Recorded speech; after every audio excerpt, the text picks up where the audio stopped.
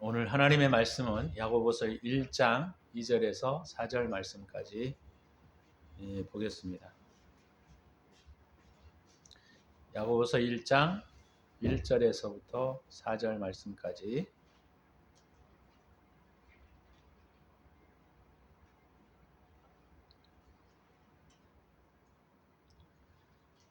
하나님과 주 예수 그리스도의 종 야고보는 흩어져 있는 12지파에게 문안하노라. 내 형제들아, 너희가 여러 가지 시험을 당하거든 온전히 기쁘게 여기라. 이는 너희의 믿음의 시련이 인내를 만들어내는 줄 너희가 알미라.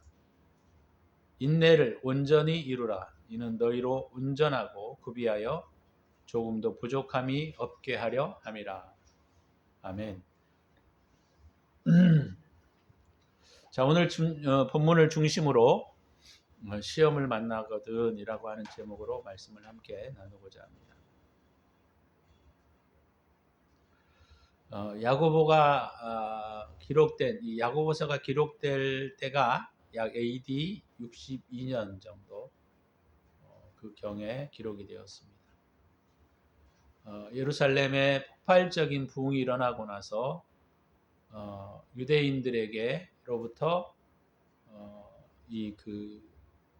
예수를 믿는 예수를 따르는 자들에 대한 핍박과 또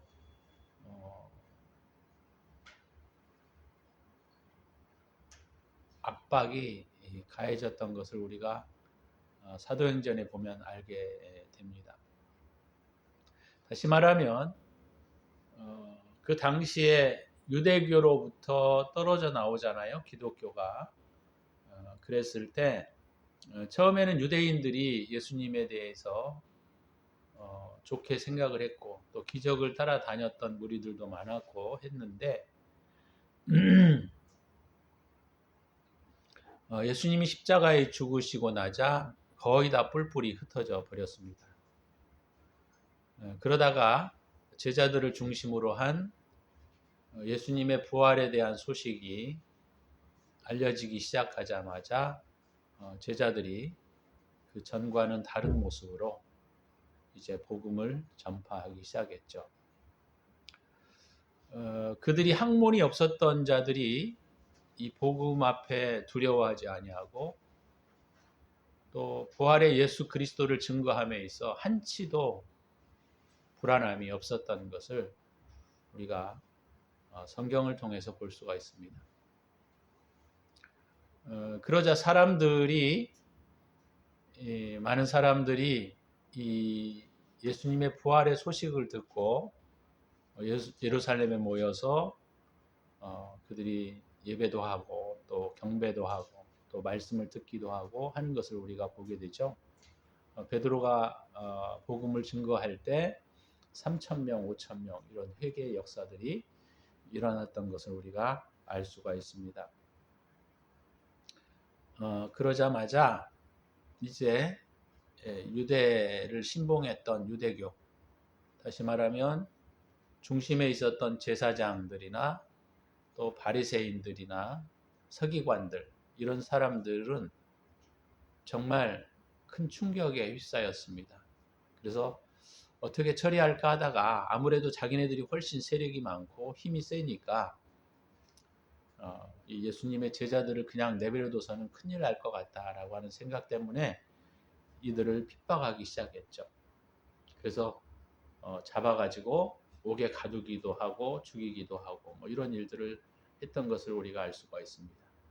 그러자 얼마 되지 않아서 예루살렘에 큰 핍박이 일어나게 되고 또 그 당시에 기독교인들이죠. 제자들은 다 피신할 수밖에 없었습니다. 우리가 잘 알고 있는 것처럼 예루살렘 내에서 피신했던 것이 아니고 해외로 빠져나갈 수밖에 없었던 것이죠. 그래서 시리아에 있는 안디옥으로도 많이 가기도 하고 또는 그 외 지역으로 많이 이동했던 것을 우리가 알게 됩니다. 핍박을 피해서 살아간다라고 하는 것은 그다지 쉬운 일이 아닙니다. 또 연고지가 있어서 어디를 가게 되면 뭐 그거야 연고지가 있으니까 살 수야 있겠지만 그냥 목숨을 부지하기 위해서 핍박을 피해서 해외로 나갔던 예수님의 제자들 정말 고통이 아마 말로 할 수 없을 정도로 심했을 겁니다. 그들은 그런 생각들이 여러 가지가 있었겠죠. 우리가 진리를 가지고 있는데 왜 이 진리가 이렇게 핍박을 받아야 되나 이런 생각도 했을 것이고 예수님이 부활하셔서 하나님의 아들로 인정이 되었다고 한다면 이런 핍박들을 피해 주셨으면 하는 생각들도 있었을 겁니다. 또 뭐 여러 가지 많은 그런 갈등이죠. 마음속에 갈등들이 없겠습니까? 그래서 그 당시에 베드로의 복음을 듣고 회심하였던 많은 사람들도 다시 유대주의로 돌아갔던 것을 우리가 알게 됩니다.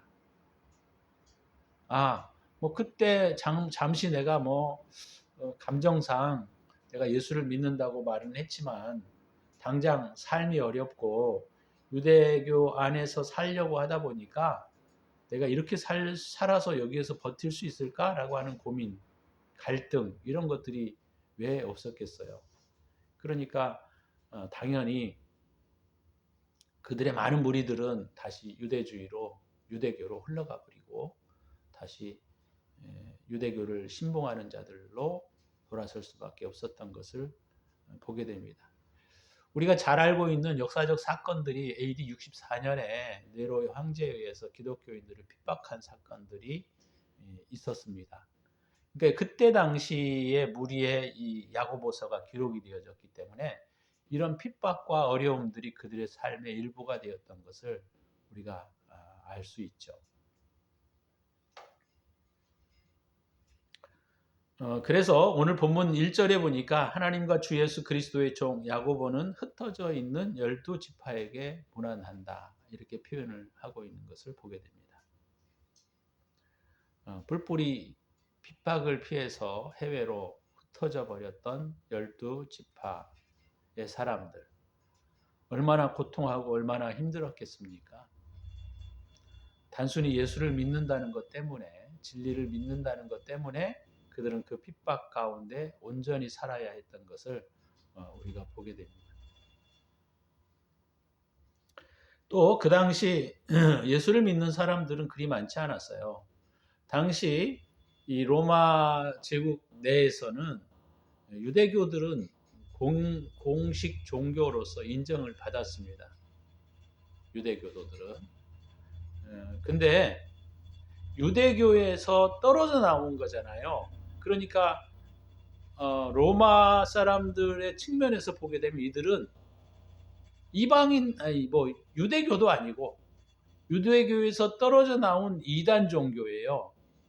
그러니까 초대교회의 우리가 역사를 살펴보게 되면 이들에 대하여 무신론자들이다라고 욕도 하기도 하고 또 사람 고기를 먹고 사는 자들이다 그렇게 말하기도 하고 또 이 사람들은 근친 상간을 하는 자들이다 이런 소문들이 횡행하게 나돌았던 것을 볼 수가 있습니다. 그러니까 지금으로 말하자면 기독교가 그 당시에 쉽게 말하자면 신천지와 비슷할까요? 지금의 시대에서 꼭 그렇게 우리가 비교하기는 좀 그렇지만 이방 종교고 이단들이고 유대교에서 보게 되면 그리고 로마 사람들도 보면 이들은 별로 세력도 없고 그런 무리들이었기 때문에 그들의 고통은 이루 말할 수가 없는 것이죠. 그래서 이들은 앞날이 깜깜했을 겁니다. 그렇기 때문에 야고보는 오늘 2절과 4절에 보게 되면 너희들이 그러한 시련 가운데 있을지라도 기뻐하라고 말하고 있습니다. 너희들이 그러한 시련을 만나고 시련을 당할 때 온전히 기뻐하라 라고 말하고 있어요. 여러분 이게 말이 그렇지 시련 가운데 있는 사람들에게 기뻐하라 라고 말하는 것은 불난 집에 부채질 하는 것과 똑같아요. 안 그러겠습니까?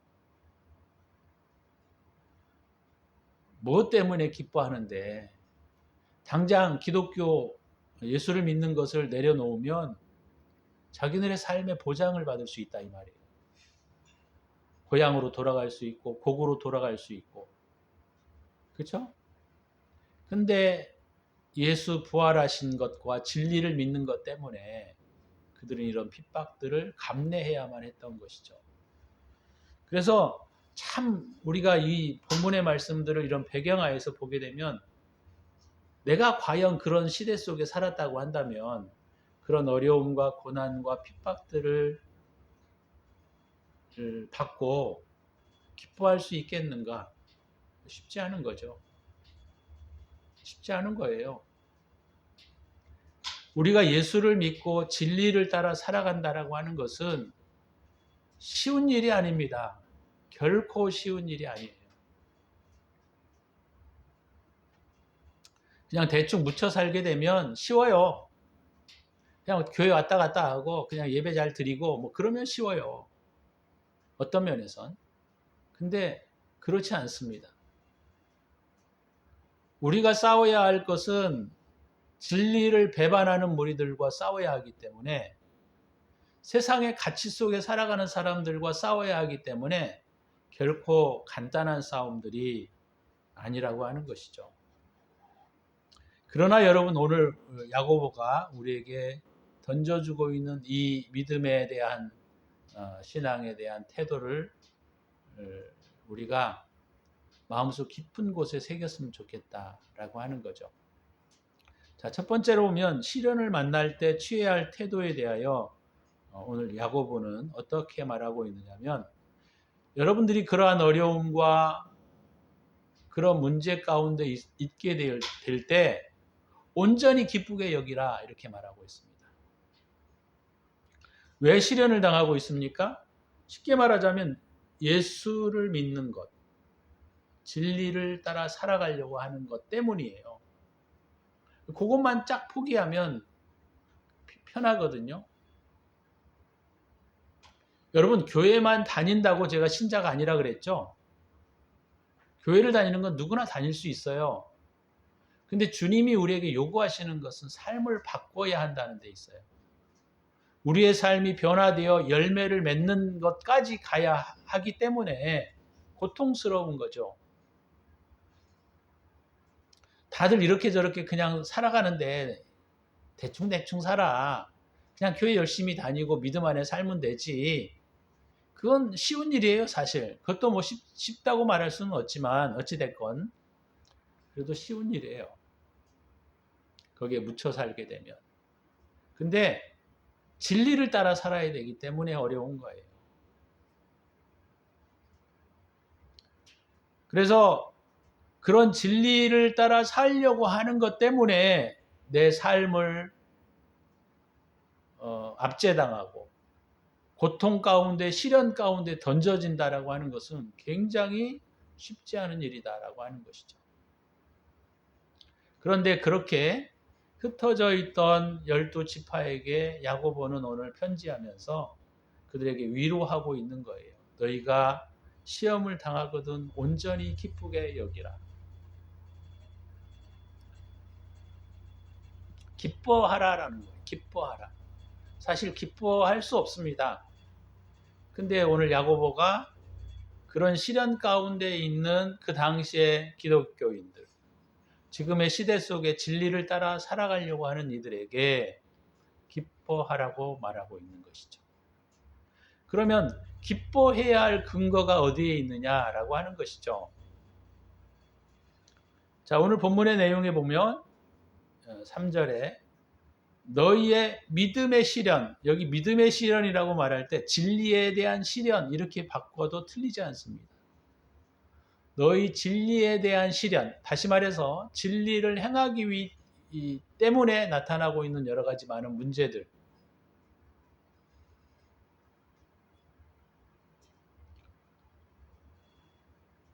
이런 것들이 결국 무엇을 만들어내느냐? 인내를 만들어내기 때문이다. 그러니까 인내로 발전시키기 때문입니다. 다시 말하면 견디라는 것이죠. 견디라. 왜 견딜 수 있습니까?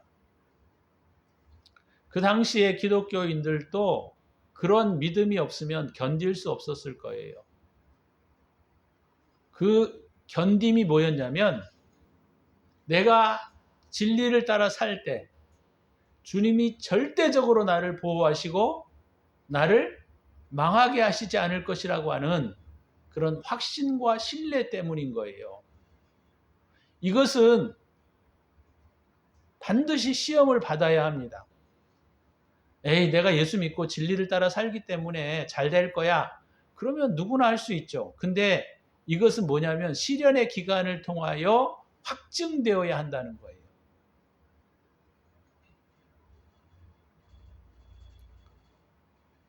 그 시련을 통과하지 않으면 확증될 수 없습니다. 말로는 다 예수 믿을 수 있고요. 말로는 다 천국에 갈 수 있어요.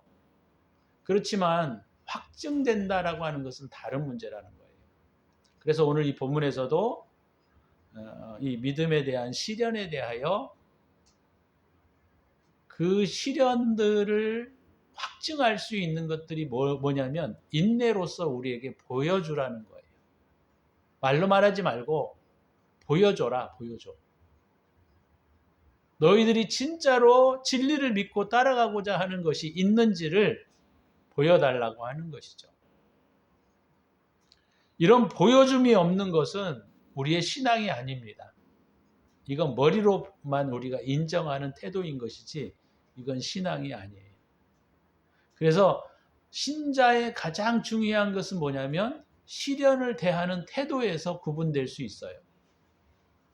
어떻게 그 시련들을 대하고 있는가. 시련이 왔을 때 포기해버리고 아까 예수를 믿던 많은 사람들이 베드로의 그 신앙의 내용을 들어서 회개했던 사람들이 핍박과 시련이 왔을 때 다 돌아갔던 거예요.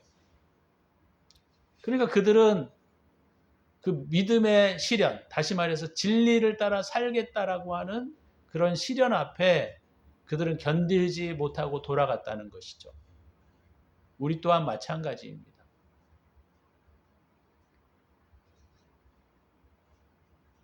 믿음의 시련이 없는 신앙은 믿음은 믿음이 아닌 거예요. 믿음은 반드시 점검되어야 하고 점검되는 가장 중요한 수단이 시련이라고 하는 것이죠. 그래서 오늘 이 본문의 내용에 보면 믿음의 시련이 인내를 만들어내는 줄 너희가 알미라. 다른 번역에서는 너희의 믿음의 시험이 인내를 발전시킨다라고 표현하고 있어요. 인내를 발전시킨다.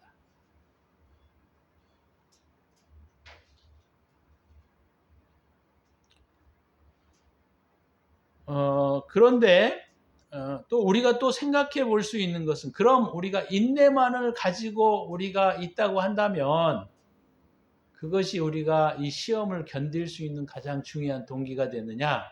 그것만은 아니라는 거예요. 또. 왜냐하면 이 본문에서 야고보가 뭐라고 얘기하고 있느냐면 인내하고 그 인내가 온전히 주님으로부터 확증이 되면 인정되면 그 뒤에 놀라운 축복이 우리에게 있다는 거예요. 그게 오늘 본문 4절입니다. 인내를 온전히 이루라. 인내하여 주님께 확증을 받게 되면 그런 말이죠. 인내하여 주님께 확증을 받게 되면 어떻게 된다는 거예요? 너희가 온전히 구비된다는 거예요. 온전히 구비된다. 할렐루야. 이게 난 너무너무 귀한 말씀이다라는 거예요. 우리는 인내가 이제 시험이 끝났으니까 큰 상급을 주시고 기적을 주시고 이적을 주시고 그렇게 생각하잖아요. 근데 그런 것이 아니라 야고보는 뭐라고 얘기하고 있어요? 온전한 사람이 된다는 거예요. 온전한 사람. 다른 표현으로 말하면 성숙한 사람.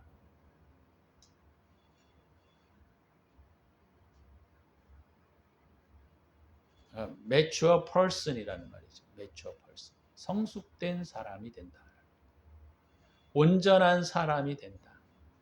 온전한 사람이 된다라고 하는 것은 예수 그리스도를 담는다라는 것과 똑같은 거예요. 왜요? 그분이 진정한 온전한 분이시기 때문에.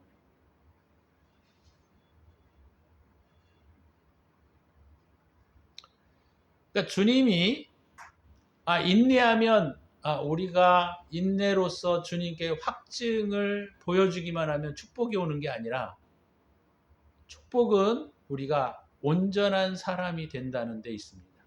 온전한 사람. 여러분 이거 반드시 잘 기억하고 있어야 돼요. 온전한 사람이 될 때 주님은 우리에게 그 수준의 삶을 맡기는 거예요.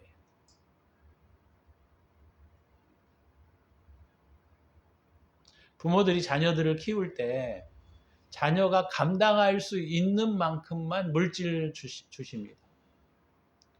초등학생들에게 몇백만 원을 맡기지 않아요. 몇천만 원을 맡기지도 않습니다.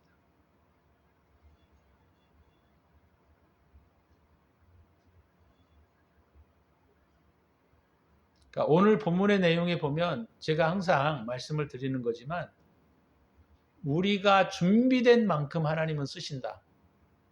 우리가 준비된 만큼 하늘의 축복이 온다. 그것을 반드시 기억하셔야 돼요. 그래서 기적과 이적을 바라지 마시고 일확천금을 노리지 마세요. 그건 다 사기인 거예요.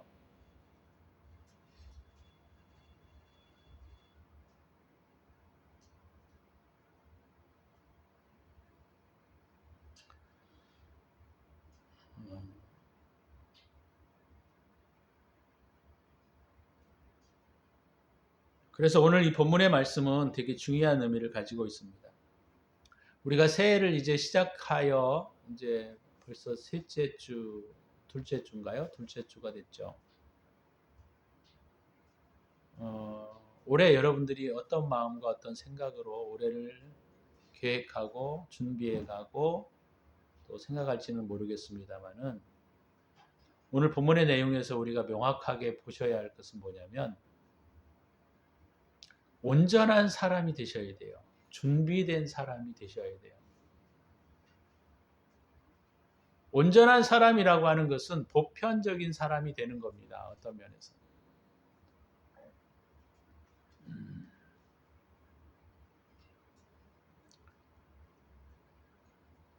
그래서 오늘 말씀을 좀 다시 한번 정리해서 말씀을 맺으면 시련이 오는 이유는 인내를 키워 소망이 있게 하기 위하여 주님이 시련을 키우신다. 시련을 주신다라고 하는 거예요. 그래서 오늘 야고보는 흩어져 있고 고난 속에 있는 진리를 따라 살아가려고 하는 그런 사람들에게만 하는 거예요. 그냥 진리를 따라 살지 아니하고 아유 힘들어 포기하는 사람들에게 말하고 있는 게 아니란 말이죠.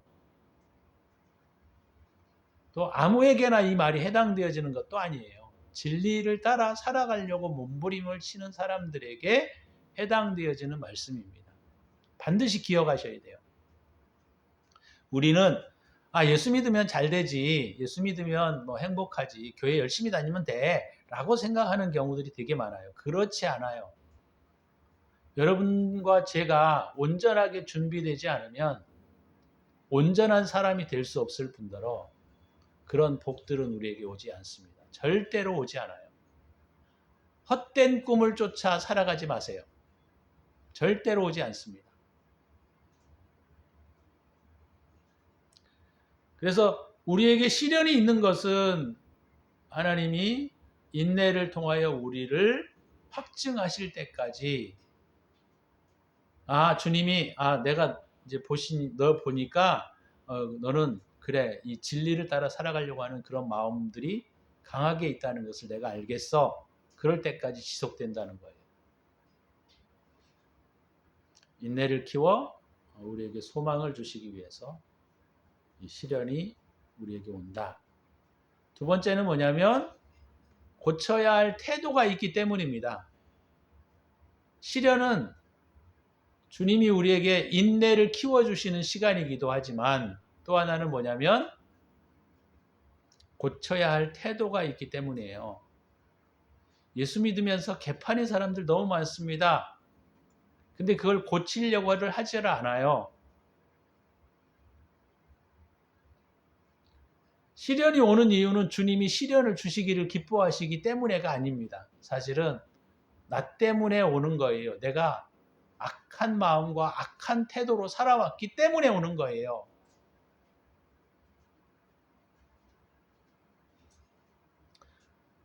그래서 시험의 근원은 주님에게서 오는 게 아니고 시험은 나에게서 오는 겁니다. 나에게서 오는 건데 과거에는 그런 생각들을 못하고 살았어요. 그냥 대충 살다 보니까 잘 되고 뭐 인생이 잘 풀리고 그러면 자기를 볼 수 있는 시간이 절대로 없어요. 그래서 고쳐야 할 태도 때문에 하나님이 우리에게 시험을 주신다.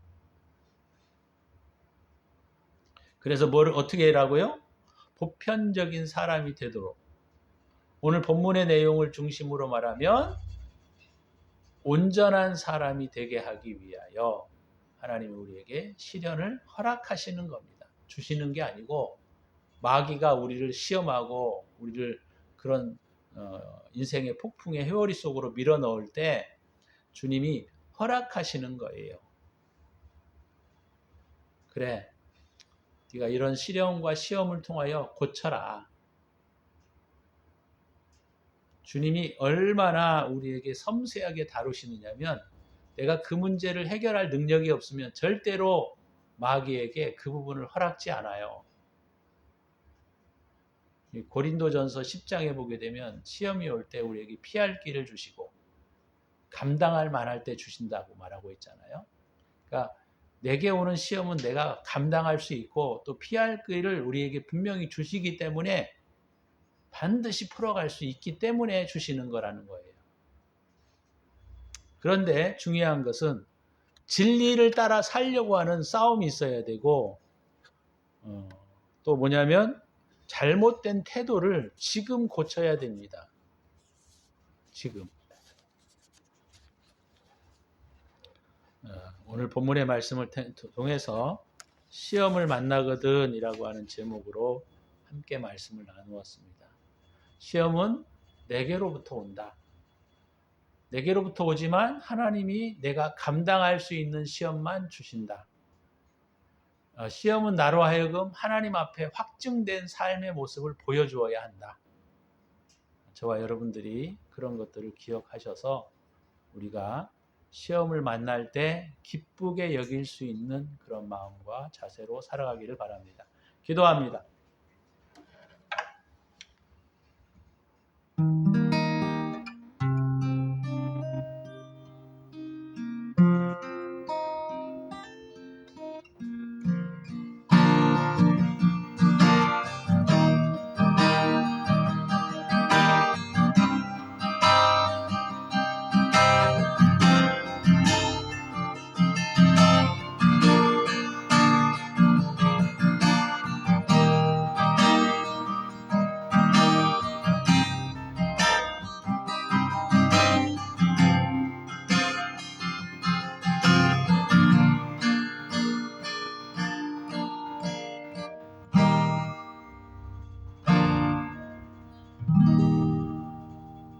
주님 은혜를 감사합니다.